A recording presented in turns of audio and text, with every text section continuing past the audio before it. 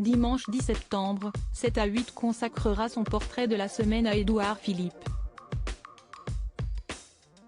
L'occasion pour l'ex-premier ministre de s'exprimer sur sa transformation physique qui peut parfois surprendre. Dans un extrait, dévoilé en avant-première hier, vendredi 8 septembre, par l'émission de TF1 sur ses réseaux sociaux, on voit Édouard Philippe assis face à Audrey Crespo-Mara que l'on devine en face de lui et qui a pour habitude de mener l'interview de la personnalité choisie pour le portrait de la semaine de 7 à 8. À cette occasion, l'ex-premier ministre est revenu sur sa transformation physique qui a beaucoup fait couler d'encre. L'homme politique, qui souffre de vitiligo, qui fait blanchir sa barbe et d'alopécie, qui provoque la perte de ses cheveux, de sa moustache et de ses sourcils, confie ne pas être inquiet quant à son avenir politique qui ne lie en rien à son changement physique. Le maire du Havre affirme que ça n'a aucune espèce de gravité et que ce n'est pas contagieux, ni douloureux. Toujours face à la compagne de Thierry Ardisson, il détaille, en fait, quand vous perdez vos cheveux et que vous êtes un garçon, que vous avez 52 ans. Franchement tout le monde s'en fout. Ce sont les sourcils qui sont surprenants.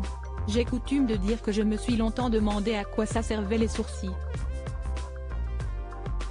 Et manifestement, ça sert à se faire remarquer quand si est tombé.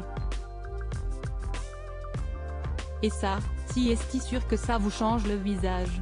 Il reconnaît qu'au début, lui aussi a été surpris de se voir sans sourcils mais que si est comme tout, vous vivez avec.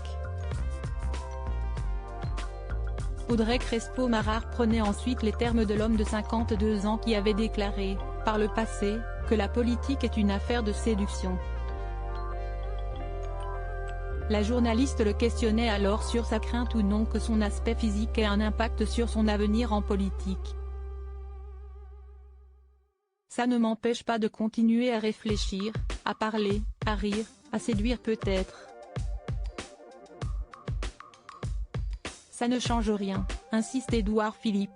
Puis de plaisanter, si les Français se disent qu'il faut impérativement que les candidats aux élections aient de longs cheveux, je n'ai aucune chance.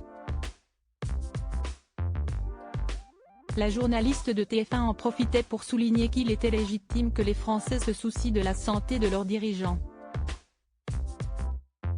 Ma santé est excellente. J'invite toute personne qui en doute à venir faire de la boxe avec moi, conclut-il non sans humour celui dont on retrouvera le portrait à 19h25 sur TF1 demain soir, dimanche 10 septembre.